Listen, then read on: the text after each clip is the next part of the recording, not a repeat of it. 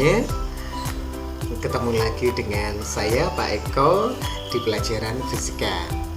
Pada pertemuan kita kali ini, kita akan belajar tentang sifat mekanik bahan bagian 1. Apa saja materi yang akan kita pelajari di bab ini? Ada 4. Yang pertama adalah tegangan, yang kedua adalah regangan, yang ketiga adalah modulus Young, dan yang keempat adalah hukum Hooke. Elastisitas adalah kemampuan benda untuk kembali ke bentuk semula setelah gaya yang diberikan pada benda dihilangkan. Berdasarkan elastisitasnya, benda dibagi menjadi 2, yaitu 1. Benda elastis adalah benda yang dapat kembali ke bentuk semula setelah gaya yang bekerja pada benda dihilangkan. Contoh, karet, pegas, trampolin. Yang kedua, benda plastis adalah benda yang tidak dapat kembali ke bentuk semula setelah gaya yang bekerja pada benda dihilangkan. Contohnya, tanah liat, plastisin.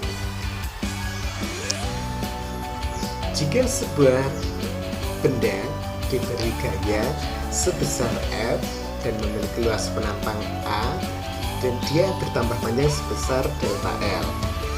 Di sini ada beberapa besaran yang akan kita pelajari. Yang pertama adalah tegangan.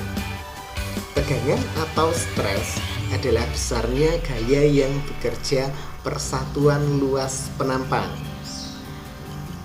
Secara matematis dituliskan sigma sama dengan F per A, di mana sigma adalah tegangan dengan satuan Newton per meter kuadrat, F adalah gaya dengan satuan Newton, dan A adalah luas penampang dengan satuan meter kuadrat. Besaran berikutnya adalah regangan atau strain. Didefinisikan sebagai perbandingan antara perubahan panjang dengan panjang awal dari suatu bahan atau benda. Secara matematis dituliskan epsilon sama dengan delta L per L0, di mana epsilon adalah regangan yang tidak memiliki satuan, delta L adalah perubahan panjang dengan satuan meter, L0 panjang awal dengan satuan meter. Modulus Young. Modulus Young menunjukkan tingkat elastisitas dari suatu benda. Semakin besar modulus Young, maka semakin besar pula tegangan yang diperlukan untuk meregangkan benda. Modulus Young diartikan sebagai perbandingan antara tegangan dan regangan. Secara matematis dituliskan E sama dengan sigma per epsilon. E sama dengan F kali L0 per A kali delta L, di mana E adalah modulus Young dengan satuan Newton per meter kuadrat. Jika sebuah pegas diberi gaya terus-menerus, maka akan diperoleh hubungan antara gaya dan pertambahan panjang.